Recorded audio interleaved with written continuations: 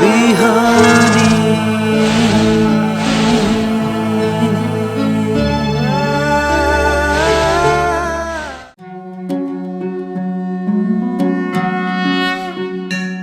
ओम ब्रह्मानंदं परमसुखदं केवलं ज्ञानमूर्तिं द्वन्द्वातीतं गगनसदृशं तत्त्वमस्यादिलक्ष्यम् एकं नित्यं विमलमचलं सर्वदि साक्षिभूतं भावातीतं त्रिगुणरहितं सद्गुरुं तं नमामि।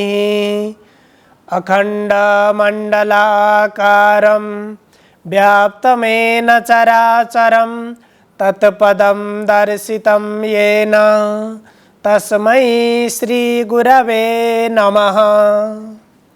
समादरणीय दर्शकवृन्द, इमेज च्यानलको शुभ बिहानी कार्यक्रम मार्फत हामी उपस्थित भइसकेका छौँ।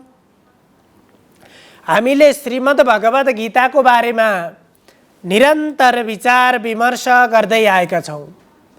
गीताको 5औं अध्यायमा जहाँ सांख्य योग र कर्मयोगको बारेमा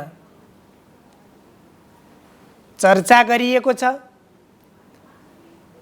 हामी यो सन्दर्भमा कर्मयोग र सांख्य योगको फल के हो अथवा त्यो कर्मयोगको अनुसरण गर्नुपर्छ, सांख्य योगको अनुसरण गर्नुपर्दछ भनेर यहाँ भनिसकेपछि त्यसबाट प्राप्त हुने फल के हो त? साधक किन कर्मयोगी बन्ने अथवा योगी किन बन्नु पर्दछ? ती सबैको परिणाम, त्यसबाट प्राप्त हुने फल के हो त? यहाँ अर्जुनले भगवान श्रीकृष्णलाई मेरो निमित्त कल्याण के गर्दा हुन्छ, त्यो कल्याणको मार्ग मलाई बताउनुहोस् भनेर जिज्ञासा गरेका थिए र त्यसमा त्यही जिज्ञासा समाधान गर्ने सन्दर्भमा यो कर्मयोग र सांख्य योगको विषय, यसको उपदेश भगवान श्रीकृष्णले गर्नुभयो र त्यसबाट प्राप्त हुने फल के हो त भन्दाखेरि यहाँ भगवानले भन्नुहुन्छ, सांख्य योगौ पृथक बाला प्रवदन्ति न पण्डिता एकमप्यास्थितः सम्यग् उभयोर्विन्दते फलम्। अब एउटै व्यक्ति दुईवटा मार्गमा हिँड्न सम्भव हुँदैन। अब अगाडि दुईवटा बाटा उपस्थित भएका छन्, जानुपर्ने गन्तव्य एउटा छ। अब कुन बाटोबाट अगाडि बढ्ने, यो प्रश्न मनमा उठिसकेपछि लक्ष्य एउटै छ। त्यसपछि अर्जुनले यहाँ प्रश्न गरेका थिए अथवा कुनै पनि मनुष्यले आफ्नो कल्याणको लागि गीताको उपदेश श्रवण गर्यो। अब यो गीताको मार्गमा म चल्छु, मैले मेरो जीवन र मेरो व्यवहारलाई मुक्तिको बाटोमा लैजान्छु अथवा मैले मेरो जीवनलाई सार्थक बनाउने मार्गमा अग्रसर हुन्छु। यस किसिमको बुद्धि प्राप्त भइसकेपछि अब कुन मार्गलाई अनुसरण गर्ने, यो प्रश्न यहाँ छ। त्यसकारण यहाँ त्यसैको प्रत्युत्तरमा यहाँ भगवानले भन्नुहुन्छ, साङ्ख्ययोगौ पृथक बाला। यहाँ बाल शब्द प्रयोग भएको छ। यो बाल शब्दले जब साङ्ख्ययोग र कर्मयोगलाई प्रारम्भिक रूपमा मात्रै, भर्खर मात्रै जसले श्रवण गरेको छ, त्यसलाई बुझेको छ, त्यस्तो व्यक्तिलाई यहाँ एउटा उमेरको हिसाबमा, वय अवस्थाको हिसाबमा बालक नभएर यो ज्ञान प्राप्तिको हिसाबमा बालक, त्यो सन्दर्भमा यहाँ बाल शब्द प्रयोग भएको छ। हो त्यस्तो जसको बालक बुद्धि छ, त्यो बालक बुद्धि भएकाले नै साङ्ख्ययोग र कर्मयोग फरक हुन् भनेर भन्दछन्। यहाँ अर्जुनको प्रश्नप्रति इङ्कित गर्दै, त्यो प्रश्नप्रति लक्षित गर्दै भगवानले भन्नुहुन्छ कि अर्जुनले प्रश्न गरेका थिए साङ्ख्ययोग र कर्मयोगमा श्रेष्ठ कुन छ, यी दुईवटा मार्गमा उत्तम कुन छ भन्ने जुन अर्जुनको प्रश्न थियो, त्यो प्रश्नलाई इङ्कित गर्दै यहाँ भगवानले भन्नुभयो कि जसको साङ्ख्ययोग र कर्मयोग प्रति बालक बुद्धि छ, त्यो बालक बुद्धि भएकाले मात्रै साङ्ख्ययोग र कर्मयोग फरक फरक हुन् भनेर भन्ने गर्दछन्, त्यसरी बुझ्ने गर्छन्। तर प्रबधन्ति न पण्डिता, जो कर्मयोगलाई र साङ्ख्ययोगलाई, यी दुवै योगको महत्तालाई अर्थात् यसको वास्तविकतालाई जसले बोध गरेका हुन्छन्, जसले बुझेका हुन्छन्, त्यस्ता बुझेका व्यक्तिहरूले, त्यस्ता विद्वानहरूले कर्मयोग र साङ्ख्ययोगलाई फरक देख्दैनन्। तिनलाई फरक फरक हुन् भन्ने हिसाबले उनीहरूले ग्रहण गरेका हुँदैनन्। त्यसैले यहाँ कर्मयोग र साङ्ख्ययोगलाई भिन्न रूपमा बुझ्नु आवश्यक छैन। यदि कुनै ठाउँमा जानुपर्ने छ, तर त्यो ठाउँमा जानको लागि बाटा दुईवटा बाटा छन्, अब दुईवटा बाटा देख्ने बित्तिकै मनुष्यको मनमा प्रश्न हुन्छ, म कुन बाटो जाँदाखेरि छिटो पुग्न सक्छु, म कसरी अगाडि बढेँ भने म चाँडै गन्तव्यमा पुग्न सक्छु।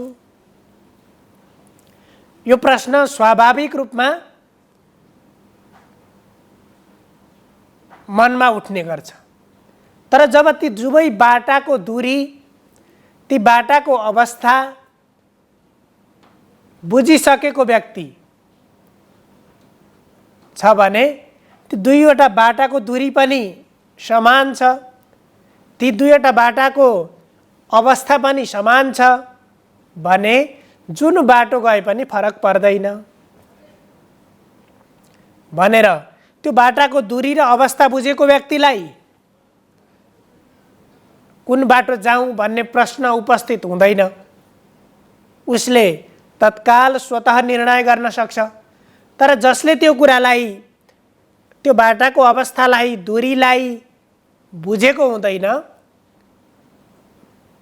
पहिलो पटक त्यहाँ उपस्थित भएको हुन्छ, त्यस्ता व्यक्तिको मनमा जिज्ञासा उत्पन्न हुन्छ कि म कुन बाटो जाँदा उपयुक्त हुन्छ।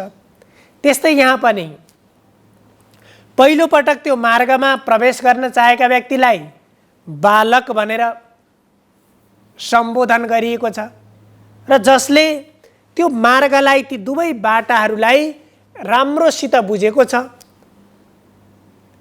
त्यस्ता व्यक्तिलाई पण्डिताः, विद्वान भनेर यहाँ बताइएको छ। त्यसरी सम्बोधन गरिएको छ। र यसबाट हामीले के बुझ्नु पर्यो त भन्दा साङ्ख्ययोग र कर्मयोगमा यद्यपि अगाडि साङ्ख्ययोग भन्दा कर्मयोग विशेष छ, विशिष्ट छ भनेर भनियो, तर पनि यी दुवै मार्ग समान छन्। यी दुवै मार्गमा कुनै पनि पृथकपन अर्थात् यी दुवैमा कुनै पनि भिन्नता छैन भन्नुभयो। एकमप्यास्थितः सम्यग् उभयोर्विन्दते फलम्। अब यी दुवै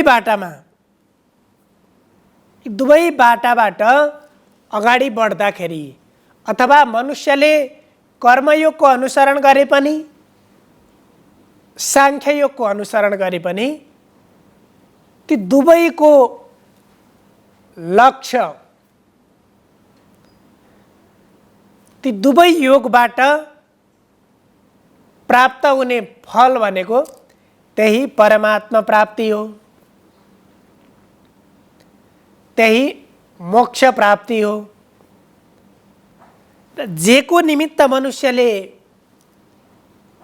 साधना गरेको छ, जेको निमित्त मनुष्यले आफ्नो कर्मलाई अगाडि बढाएको छ र ती सबैको प्राप्ति अर्थात् ती सबै कर्मको क्रियाको फल भनेको अन्तिममा फल भनेको त्यही परमात्मा प्राप्ति हो। र त्यो लक्ष्य प्राप्त गर्नको लागि यहाँ अर्जुनलाई भगवानले भन्नुहुन्छ, तिमीले ज्ञानयोगको मार्ग अनुसरण गरे पनि अथवा कर्मयोगको मार्ग अनुसरण गरे पनि मनुष्यका निम्ति यी दुवै मार्गमध्ये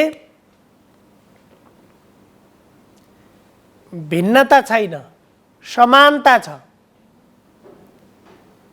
किनकि अर्जुनको मनमा कर्मयोगलाई अलिकति जटिल मानेर सन्यास योगलाई उनले सहज ठानेका थिए। अब त्यो त्यत्रो युद्ध गर्नुभन्दा युद्ध गरेर त्यो झनै बन्धनमा झनै असहज परिस्थितिमा पुग्नुभन्दा त सहज के हुन्छ? युद्धबाट भाग्नु नै सहज हुन्छ अथवा त्यसबाट अलग बस्नु नै सहज हुन्छ भन्ने यस किसिमको बुद्धि ती दुई कर्महरूमध्ये, ती दुई बाटाहरूमध्ये साङ्ख्ययोगलाई अर्जुनले सहज ठानेका थिए कि कर्मयोगबाट अगाडि बढ्दाखेरि भन्दा मलाई अथवा म युद्धमा गएर लड्नुभन्दा युद्ध नगरिकन बस्दाखेरि मलाई फाइदा हुन्छ, मलाई सहज हुन्छ भन्ने किसिमको जुन बुझाइ अर्जुनको रहेको थियो, त्यहाँ तत्कालीन अवस्थाको बुझाइ, त्यो अवस्थालाई हेर्दाखेरि त्यसैलाई हेरेर अर्जुनले प्रश्न गरेका थिए कि साङ्ख्ययोगको मार्ग उत्कृष्ट छ, यी दुईवटा भिन्न भिन्न पृथक पृथक मार्ग हुन् भन्ने अर्जुनको जुन बुझाइ थियो, तर त्यसमा एकमप्यास्थितः सम्यक, सम्यक प्रकारले एउटै मात्रै बाटोलाई भए पनि अर्थात् एउटै मार्गमा आस्थित रहे पनि त्यो मार्गमा अवस्थित पुरुषले उभयोर्विन्दते फलम, त्यो फल प्राप्ति दुवैको फल प्राप्त गर्न सक्छ अथवा ती दुईमा कुनै पनि किसिमको भिन्नता छैन। त्यसको कुनै हामीलाई गन्तव्यमा पुग्नु छ भने त्यो गन्तव्यमा जाने बाटो यद्यपि दुईटा बाटा छन्, तर ती दुवै बाटाको दूरी पनि समान छ, ती दुवै बाटाको अवस्था पनि एउटै छ भने जुन बाटो गए पनि त्यहाँ फरक पर्दैन। त्यस्तै गरी कर्मयोग र साङ्ख्ययोगमा कुनै पनि किसिमको भिन्नता छैन, ती दुवैमा समानता छ। अब कर्मयोगको मार्गबाट अगाडि बढ्नको लागि अर्जुनलाई तत्काल जुन युद्धभूमिमा बसेका थिए, उपस्थित भएका थिए, त्यसमा प्रवृत्त बन्नुपर्दछ र त्यही कर्मकै माध्यमबाट उनले आफ्नो कल्याण प्राप्त गर्न सक्दथे। त्यसैलाई यहाँ भगवानले भन्नुहुन्छ, जुन प्रश्न अगाडि, जुन कार्य गर्दाखेरि मेरो कल्याण हुन्छ त्यही मार्ग मलाई उपस्थित गरिदिनुहोस्, त्यही मार्ग मलाई उपदेश गर्नुहोस् भन्ने जुन अर्जुनको आग्रह थियो, अनुरोध थियो, त्यसैलाई अर्थात् त्यही सन्दर्भमा यहाँ भगवानले अर्जुनलाई पनि के भन्नुभयो, उभयोर्विन्दते फलम। अब यी दुवैबाट समान फल प्राप्ति हुन्छ। त्यसो भएर मनुष्य सन्यास ग्रहण गरेर सन्यास योग अर्थात् योगी सन्यासी बन्ने कि कर्महरूलाई त्याग गरेर कर्मलाई अंगीकार गरेर कर्मयोगी बन्ने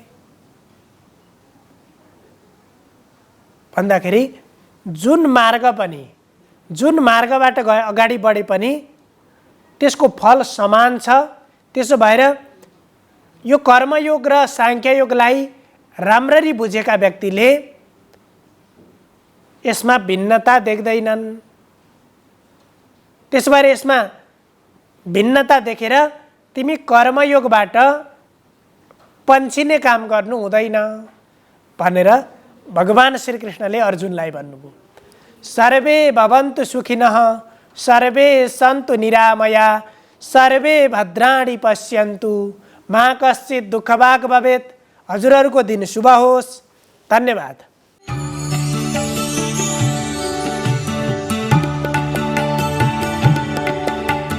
नमस्कार, तपाईको आजमा स्वागत छ। म ज्योतिष आचार्य नारायण प्रसाद भण्डारी सधैँ चाहिँ दैनिक पञ्चाङ्ग र राशिफलको साथमा उपस्थित भइसकेको छु। सुरु गरौँ आजको पञ्चाङ्गबाट।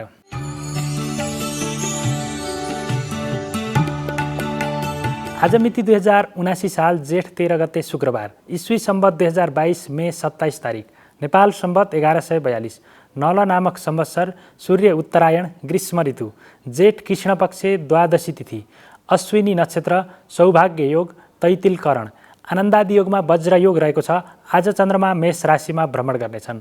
आज बिहान 10:30 बजेदेखि अपराह्न 12 बजेसम्म राहुकाल रहने भएकाले त्यस अवधिमा सम्भव भएसम्म कुनै पनि शुभ कार्यको थालनी नगर्नुहोला। आज रुद्री पूजा र नयाँ पसल शुभारम्भका लागि शुभ मुहुर्त छ। काठमाडौँमा सूर्योदय बिहान 5:12 भयो भने सूर्यास्त साँझ 6:51 हुनेछ। अब लागौँ 12वटा राशिहरूमा ग्रहहरूको प्रभाव आजको दिनमा के कस्तो रहनेछ भन्नेतर्फ। मेष राशि।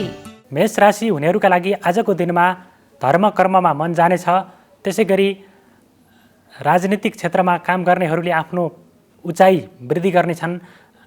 त्यसै गरी आजको दिनमा सुख सहलमा वृद्धि हुनेछ। विलासिताका वस्तुहरूमा मन जानेछ। अध्ययन अध्यापन तथा बौद्धिक क्षेत्रहरूबाट आय आर्जन गर्न सकिने योग रहेको देखिन्छ भने लामो समयदेखि बन्न बाँकी रहेका कामहरू पनि आजको दिनमा सम्पादन हुनेछन्। वृष राशि। वृष राशि हुनेहरूका लागि आजको दिन केही चुनौतीपूर्ण रहेको देखिन्छ। स्वास्थ्यमा विभिन्न खालका समस्याहरू देखा पर्न अवस्था रहेको हुनाले गर्दाखेरि आफ्ना काम कार्य योजनाहरू पुरा गर्न असहज हुनेछ। त्यसै गरी आजको दिनमा बोलीको कारणले गर्दाखेरि पनि केही विवादहरू निम्तिने, आत्मीय व्यक्तिहरू पनि टाढिने, त्यसै गरी विश्वास गरिएका व्यक्तिहरूले पनि विश्वासघात गर्न सकिने अवस्था रहेको देखिन्छ। पुरा हुनै लागेका कामहरूमा पनि कुनै न कुनै खालका विघ्न बाधाहरू देखा पर्ने योग रहेको हुनाले गर्दाखेरि अत्यन्तै संयमित भएर मात्रै अगाडि बढ्नुहोला। मिथुन राशि। मिथुन राशि हुनेहरूका लागि आजको दिनमा मन अत्यन्तै उत्साहित हुनेछ। गरेका कामहरू सजिलैसँग सम्पादन हुनेछन्। त्यसै गरी विलासिताका वस्तुहरूमा मन जानेछ। राम रमाइलो मनोरञ्जनात्मक गतिविधिमा सहभागी भइनेछ भने यात्राको क्रममा पनि अत्यन्तै उपलब्धिमूलक अवस्था सिर्जना हुनेछ। त्यसै गरी आजको दिनमा आय आर्जनको क्षेत्र पनि मजबुत रहनेछ। व्यापार व्यवसायबाट मुनाफा आर्जन गर्न सकिने योग रहेको छ। कर्कट राशि। कर्कट राशि हुनेहरूका लागि आजको दिनमा खर्चमा वृद्धि हुनेछ। त्यसै गरी शत्रुहरूले पनि तपाईँका कामहरूलाई बिगार्नको लागि अत्यन्तै प्रयत्नशील रहनेछन्। त्यसतर्फ चनाखो भएर अगाडि बढ्नुहोला। त्यसै गरी अध्ययन अध्यापनको क्षेत्रमा आजको दिनमा सफलता प्राप्त गर्न सकिने योग रहेको देखिन्छ। त्यसै गरी सरकारी पक्षबाट केही दण्डित हुनुपर्ने, जरिवाना तिर्नुपर्ने अवस्था पनि रहेको देखिन्छ। त्यसकारण आजको दिनमा शुभ अशुभ दुवै खालका समाचारहरू सुन्नुपर्ने अवस्था देखिन्छ। सिंह राशि। सिंह राशि हुनेहरूका लागि आजको दिनमा आय आर्जनका विभिन्न माध्यमहरू, मार्गहरू पहिचान हुनेछन्। त्यसै गरी नयाँ खालका रोजगारी प्राप्त गर्न सकिने अवसर पनि आजको दिनमा रहनेछ। त्यसै गरी आजको दिनमा धार्मिक कार्यहरूबाट मन सन्तोष बन्नेछ। दाजुभाइको सहयोगमा गरिएका कामहरूबाट उचित सफलता प्राप्त गर्न सकिने योग रहेको देखिन्छ भने दाम्पत्य जीवनमा केही असमझदारीहरू सिर्जना हुने योग पनि रहेको छ। कन्या राशि। कन्या राशि हुनेहरूका लागि आजको दिनमा कार्यक्षेत्रमा विवाद हुनेछ। साथी सहकर्मीहरूसँग मनमुटाव उत्पन्न हुनेछ। आफूले गरेका कामको उचित मूल्याङ्कन नहुँदा मन अत्यन्तै खिन्नतामा जानेछ। त्यसै गरी आजको दिनमा गरेको प्रयत्नबाट सफलता प्राप्त गर्न नसकिने अवस्था रहेको हुनाले गर्दाखेरि अझ बढी मेहनत गर्नुपर्ने, सानो मेहनतबाट सफलता प्राप्त गर्न नसकिने अथवा सानो असावधानीको कारणले गर्दाखेरि हात लाग्नै लागेको उपलब्धि पनि गुमाउनु पर्ने स्थिति रहेको हुनाले गर्दाखेरि आजको दिनमा अलि बढी संयमित भएर, अलि बढी चनाखो भएर, अलि बढी होसियारीपूर्वक अगाडि बढ्नुपर्ने देखिन्छ। तुला राशि। तुला राशि हुनेहरूका लागि आजको दिन केही चुनौतीपूर्ण रहेको देखिन्छ। आजको दिनमा भाग्यबलको कमजोर उपस्थिति भएको कारणले गर्दाखेरि आफूले गरेको मेहनत अनुसार प्रतिफल प्राप्त गर्न नसक्दा मन दुखी हुनेछ। त्यसै गरी शरीरमा पनि आलस्यताको स्थिति रहन सक्छ। बोल्दाखेरि संयम भएर मात्र बोल्नुहोला। त्यसै गरी आजको दिनमा खर्चमा वृद्धि हुनेछ अनावश्यक रूपमा र कुनै नयाँ काम अथवा नयाँ योजना अघि सार्दै हुनुहुन्छ अथवा अगाडि बढाउँदै हुनुहुन्छ भने सकेसम्म आजको दिनमा सुरु नगर्नुभयो भने मात्र त्यसबाट हुने जोखिमलाई न्यूनीकरण गर्न सकिने देखिन्छ। वृश्चिक राशि। वृश्चिक राशि हुनेहरूका लागि आजको दिन अनुकूल रहेको देखिन्छ। आजको दिनमा अप्रत्याशित रूपमा आय आर्जन अथवा धन लाभ प्राप्त गर्न सकिने योग रहेको देखिन्छ भने पारिवारिक सम्बन्ध अथवा इष्टमित्रसँगको सम्बन्धमा पनि अत्यन्तै सुमधुरता देखिनेछ। आफन्तजनले अत्यन्तै सहृदयताका साथ सहयोग गर्नेछन् र तपाईँका महत्त्वपूर्ण कार्यहरू सम्पादन हुनको लागि सहयोग मिल्नेछ। त्यसै गरी आजको दिनमा शत्रुहरूलाई पराजित गरेर आफ्ना कामहरू सम्पादन गर्न सकिने योग रहेको देखिन्छ। शत्रुहरूको कारणले गर्दाखेरि पनि आफूलाई नै फाइदा हुने अवस्था रहेको हुनाले आजको दिन अनुकूल छ। सदुपयोग गरेर अगाडि बढ्नुहोला। धनु राशि। धनु राशि हुनेहरूका लागि आजको दिन केही चुनौतीपूर्ण रहेको देखिन्छ। आजको दिनमा व्यापार व्यवसायमा नोक्सानी अथवा घाटाको अवस्था बेहोर्नुपर्ने हुनसक्छ। महत्त्वपूर्ण कारोबारहरू सकेसम्म आजको दिनमा नगर्नुहोला। त्यसै गरी आफन्तजनहरूमा पनि विवादको स्थिति सिर्जना हुनसक्छ, आफूले गरेका कामको उचित मूल्याङ्कन नहुने, कामको जस नपाइने अवस्था पनि सिर्जना हुनसक्छ। त्यसै गरी सानो लापरवाहीको कारणले गर्दाखेरि हात लाग्नै लागेको उपलब्धि अथवा अवसर पनि गुम्न सक्ने अवस्था रहेको हुनाले गर्दाखेरि त्यसतर्फ पनि ध्यान दिएर अगाडि बढ्नुहोला। मकर राशि। मकर राशि हुनेहरूका लागि आजको दिनमा स्वास्थ्यमा केही जटिलताहरू, समस्याहरू, पुराना रोगहरू बल्झिने अवस्था रहेको देखिने हुनाले खानपान जीवनशैलीलाई सुधार गरेर अगाडि बढ्नुहोला।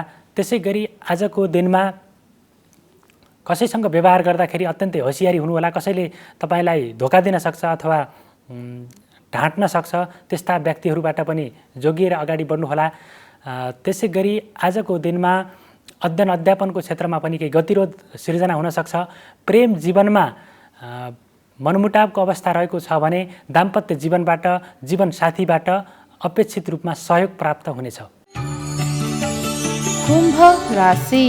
कुम्भ राशि हुनेहरूका लागि आजको दिनमा बौद्धिक र सृजनशील क्षेत्रमा सफलता प्राप्त गर्न सकिनेछ। आफ्नो बुद्धिको उपयोगबाट अरूलाई प्रभावमा पार्न सकिने, त्यसै गरी नयाँ खालका जिम्मेवारीहरू प्राप्त गर्न सकिने, आफ्ना कामको कुशलतापूर्वक पुरा गर्न सकिने अवस्था रहेको छ। वैदेशिक यात्रामा जानेहरूले अझ बढी अवसरहरू प्राप्त गर्न सकिने आजको दिनमा अवस्था रहेको देखिन्छ भने दाजुभाइसँगको सम्बन्ध पनि अत्यन्तै प्रगाढ बन्नेछ।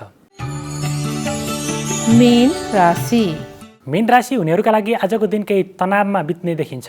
आजको दिनमा स्वास्थ्य अवस्था पनि केही कमजोर रहनेछ। दाम्पत्य जीवनमा असमझदारी बढ्ने, वाद विवादहरू उत्पन्न हुने, साथीभाइहरूसँग पनि मनमुटाव हुने, कार्यक्षेत्रमा पनि विवाद हुने अवस्था रहेको हुनाले गर्दाखेरि आजको दिनमा आफ्नो बोली र व्यवहार दुवैलाई संयमित बनाएर मात्रै अगाडि बढ्नुहोला। यो त थियो तपाईँको आज अन्तर्गत रहेर 12वटा राशिहरूमा कुन राशिलाई ग्रहहरूको प्रभाव आजको दिनमा के कस्तो रहनेछ भन्नेतर्फ हामीले संक्षिप्त रूपमा त्यसको जानकारी प्रस्तुत गऱ्यौँ र राशिफलमा बताइए अनुसार यदि कुनै राशिमा अशुभ खालको योग रहेछ भने त्यस्ता योगलाई आफ्ना सकारात्मक कर्महरूको प्रभावमा केही भए पनि न्यूनीकरण गरेर अगाडि बढ्न सकिने भएको हुनाले गर्दाखेरि कर्मलाई जहिले पनि सकारात्मक दिशातर्फ अगाडि बढाउनु भयो भने तपाईँका अशुभताहरूमा केही न्यूनीकरण हुन सक्छ। र यति भन्दै तपाईँहरूको सबैको दिन मङ्गलमय रहोस्। म पनि बिदा हुन्छु। नमस्कार।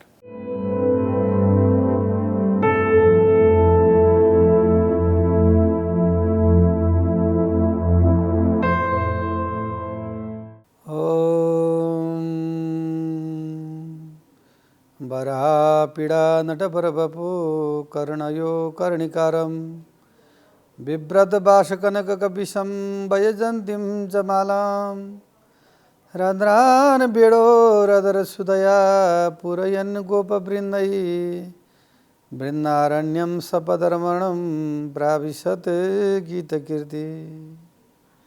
नमस्कार, यहाँहरूलाई स्वागत छ ज्योतिष शास्त्रमा। आदरणीय सज्जन भक्तवृन्द, आजको विषय प्रसङ्ग लिएर उपस्थित भएको छु। ज्योतिष शास्त्र अनुसार कुण्डलीमा कुन कुन स्थानमा व्यक्तिको ग्रहहरू बसेका हुन्छन्, त्यो ग्रह बसेको अनुसारले व्यक्तिले जीवनमा कस्तो प्रकारको कार्य गर्दाखेरि मुनाफा हुन्छ। जसरी मानिलिनुहोस्, चन्द्रमा व्यक्तिको जीवनमा उच्च हुनु जरुरत छ। जसरी वृष राशिको जातक यदि जन्मिएको छ र वृष राशिका चन्द्रमा त्यस जातकको परेको छ भनेदेखि त्यो जातक साह्रै लक्षणको हुन्छ। त्यसको धन सम्पत्ति, आयु, आरोग्य, ऐश्वर्यता सम्पूर्ण कुरा उसको जीवनमा उसलाई कमी भन्ने केही पनि हुँदैन।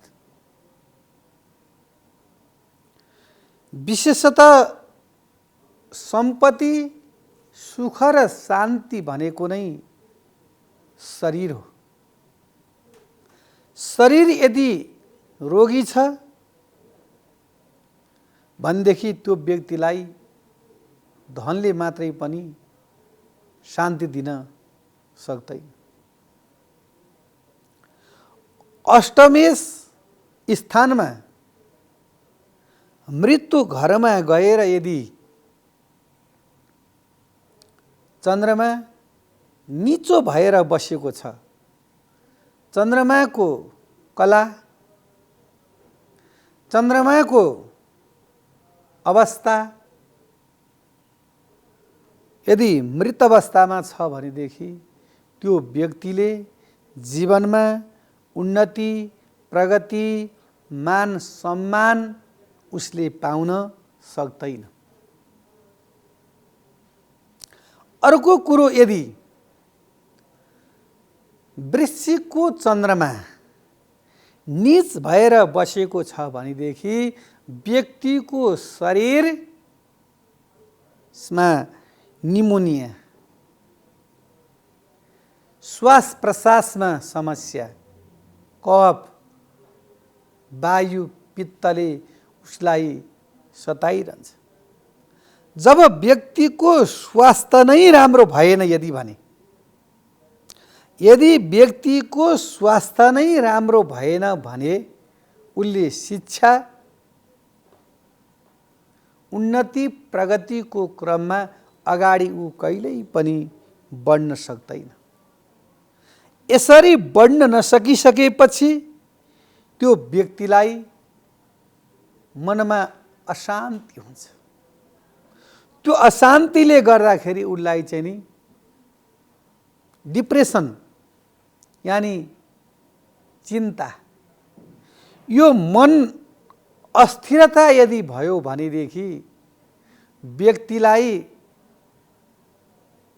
बेचैन पैदा हुन्छ। त्यो बेचैनीले गर्दाखेरि व्यक्ति तनाव स्टेट लिन्छ उसले, अनि उसलाई सधैँभरि मनमा त्रास, कष्टै कष्ट प्राप्त हुन्छ। यो स्थितिबाट त्यो व्यक्ति दूर हुनको लागि त्यसले आसनलाई जित्नु पर्दछ। जसरी हाम्रो धर्मशास्त्रले,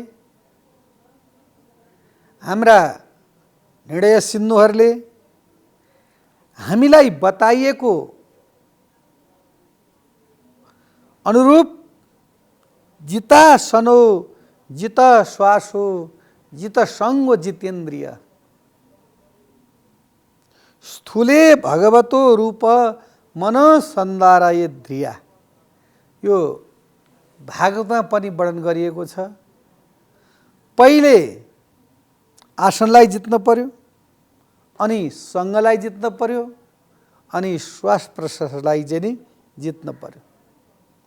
मेडिटेसन यानी ध्यानमा यदि व्यक्ति बस्दछ भनेदेखि त्यसको त्यो चन्द्रमा निचो भए पनि उच्चो भए पनि उसलाई स्टेट पर्ने यानी जीवनमा दुःख हुने, कष्ट हुने र उसको मनमा कलुषित भावनाहरू पैदा हुनेलाई त्यो श्वास प्रश्वासले चाहिँ नि उसलाई ठिक पार्दछ।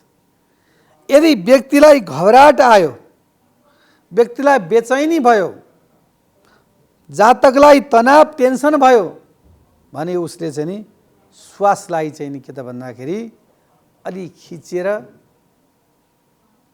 लामो लामो उसले श्वास फेर्नु पर्दछ, अनि उसलाई शान्ति मिल्दछ। अर्को पाटोमा के छ भनी बक्सिन्छ भन्दा यो ज्योतिष शास्त्र अनुसारले एउटै आमाले जन्म दिएका छोराहरू, एउटै गर्भबाट जन्मिएका छोरा या छोरीहरू कोही ठुलो पोस्टमा पुग्दछन्, कुनैले धेरै पढ्दछन्, कुनैले पढ्न सक्दैनन्, कुनैको आयु लामो हुन्छ, कुनैको आयु छोटो हुन्छ। यो के छ त भन्दाखेरि आफ्नो पूर्व जन्मको संस्कारद्वारा नै यो कुण्डली निर्माण गरिएको हुन्छ।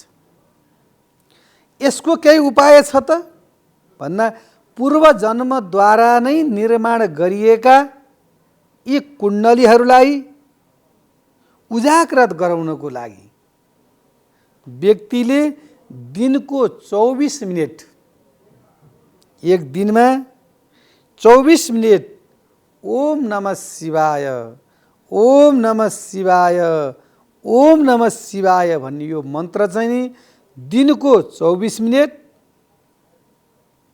हर दिन त्यो व्यक्तिले जप गरेर 3 वर्षसम्म यदि त्यो नियमलाई अगाडि बढाउन सक्दछ भने त्यो पूर्व जन्ममा गरिएका उसका कर्महरू र त्यो पूर्व जन्मद्वारा नीच ग्रह बसिएको त्यो जुन दोष छ त्यो दोष चाहिँ नि धर्मशास्त्रद्वारा विद्वानहरूका श्रीमुखद्वारा भनिएका यी बाणीहरूलाई यदि हामीले जीवनमा उतार्न सक्यौँ भनेदेखि हाम्रो सम्पूर्ण दोष चाहिँ नि दूर भएर जान्छ। यो आजको प्रसङ्गमा केवल हामीले चन्द्रमाको बारेमा वर्णन गरेका छौँ। चन्द्रमा वृष राशिको उच्च राशिमा बसेको छ, वृश्चिकको नीच भएर बसेको छ र मृत्यु स्थानमा गएर त्यो ग्रहहरू चाहिँ नि बसेको छ र प्लस अब आउनुहोस् हजुरलाई म एउटा नयाँ धारमा लिएर जान्छु। त्यो धार के छ त भन्दाखेरि चन्द्रमाका साथमा यदि केतु ग्रह बसेको छ, चन्द्रमाका साथमा मङ्गल ग्रह बसेको छ, चन्द्रमाका साथमा शनि ग्रह बसेको छ भनेदेखि त्यो व्यक्ति रिसाहा हुन्छ, त्यो व्यक्ति उन्नति प्रगति गर्न सक्दैन, त्यो व्यक्तिलाई बेचैनी हुन्छ, त्यो व्यक्तिलाई मानसिक तनाव हुन्छ र त्यो चन्द्रमाका स्थानमा कुण्डलीमा कुनै पनि लग्न होस्, द्वितीय होस्, तृतीय होस्, चतुर्थ होस्, यदि 12औं घरमा चन्द्रमाका साथमा पाप ग्रह यदि बसेका छन् भने त्यो व्यक्तिलाई सदा सर्वदा अनर्थकारी हुन्छ। अब नराम्रो कुरा त मैले बताएँ, यसको ओम नमः शिवाय भन्ने विधि पनि बताएँ। अब अर्को विधि के छ त भन्दाखेरि यदि दिनमा 24 मिनेट सकिन्न, 3 वर्षसम्म कुनै चाहिँ अनुष्ठान गर्न सकिँदैन भने पूर्णिमाको व्रत बस्नुहोस्। पूर्णिमाको व्रत बस्दाखेरि त्यो व्रतालुले जसको चन्द्रमा निचो भएको छ त्यस्तो व्यक्तिले काँचो नारिकेल फलम यानि नरिवलको फलको भित्रको जललाई सेवन यानि पान गर्नाले चन्द्रमा प्रसन्न हुन्छ र पूर्णिमाको व्रत बसेर सेतो फूल, दही, मिश्रीद्वारा चन्द्रमालाई अर्घ दिएर अनि रात्रिको समयमा शुद्ध पवित्र भोजनादिहरू ग्रहण गरेर रात्रिमा जागराम बसेर अनि आफ्नो घरको छतमा एउटा कुनै बिस्तारा बिछाएर त्यसमा बसेर चन्द्रमाको ध्यान गर्नुहोस्, चन्द्रमाका स्तोत्र पाठ गर्नुहोस्, चन्द्रमाका नामहरू बार बार सम्झिनुहोस्। त्यसो गर्नाले त्यो व्यक्तिको चन्द्र दोष दूर भएर जान्छ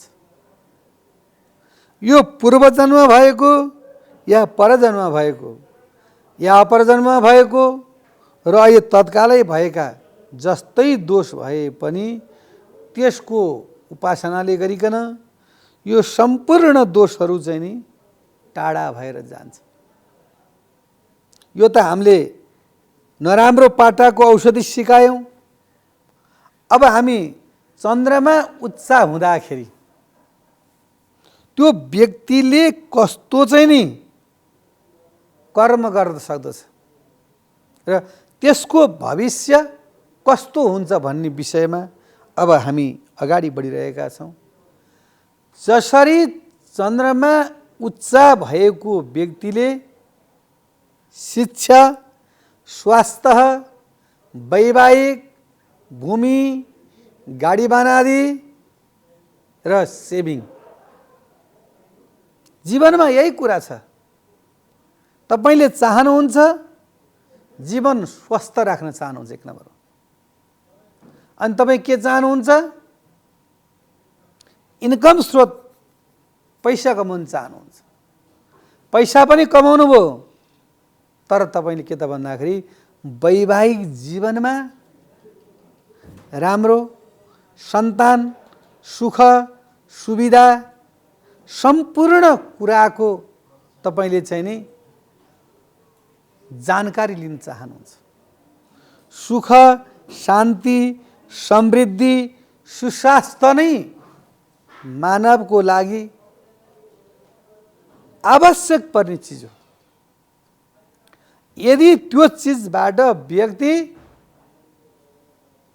वञ्चित भयो भनेदेखि अनि व्यक्तिलाई के हुन्छ भन्दाखेरि अनि टेन्सन हुन्छ, अनि व्यक्ति चाहिँ नि टेन्सनमा जान्छ। त्यो टेन्सनबाट मुक्त हुनको लागि व्यक्तिले नित्य कर्म, प्रातः उठेर आफ्नो कर्मले पाएको आफ्नो जात, आफ्नो भात, आफ्नो भूषा, आफ्नो भेष, आफ्नो संस्कृति र आफ्नो सभ्यताले पाएको चिजहरूलाई अपनाएर पढ्ने, पढाउने, दान दिने, दान लिने कर्म, वैश्य कर्म, सेवा गर्ने कर्म, यो जसरी हाम्रो धर्मशास्त्रले बताए अनुसारको त्यो कर्म यदि हामीले गर्न सक्यौँ भनेदेखि हामीलाई कुनै पनि दोषहरू लाग्दैन। तुलसीदासले यहाँ वर्णन गर्नुभएको छ। तुलसीदासले तुलसीकृत रामायणमा लेख्नु भएको छ, जब ग्रह यस्तो व्यक्तिलाई लाग्छ जसले मलाई के ग्रह लागेछ होला भनेर ग्रहकै पछि परिरहन्छ, धर्म, कर्म, आस्था, विश्वासमा व्यक्ति चल्दैन भनेदेखि त्यो व्यक्तिलाई केवल ग्रहले नै दुःख दिइरहेको हुन्छ। जसले परमात्मालाई हर चिज जे कर्म गर्दछ त्यो कर्म उसले अर्पण गर्दछ। त्वदीयं वस्तु गोविन्द तुभ्यमेव समर्पयत्। प्रभु, मैले गरेका कर्महरू जे जस्तो भए पनि, यदि मलाई शुभ भए पनि त्यो शुभ हजुरलाई निवेदन गर्छु, र यदि मेरो जीवनमा मलाई अशुभ छ भने पनि त्यो अशुभ पनि प्रभुलाई मैले निवेदन गरिसकेपछि त्यो अशुभलाई प्रभुले चाहिँ स्वीकार गरेर शुभमा परिणत गरिदिनुहुन्छ। त्यो नै भगवान हो, जसले ऐश्वर्यस्य समग्रस्य वीर्यस्य यशस्त्रिय ज्ञान वैराग्यो चैव षडां भग हतिर्णे।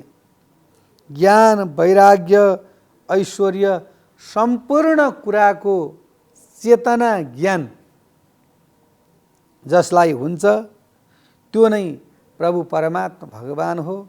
र आजको यस कार्यक्रममा चन्द्रमा उच्च निच्चाको र चन्द्रमाको स्थानको बारेमा हामीले वर्णन गरेका छौँ, र फेरि हामी भोलि पर्सिका दिनहरूमा पनि यस्तै प्रकारले नवग्रहका नै वर्णन गर्दै हजुरहरूको सामनेबाट बिदा चाहन्छु। हस्त नमस्कार।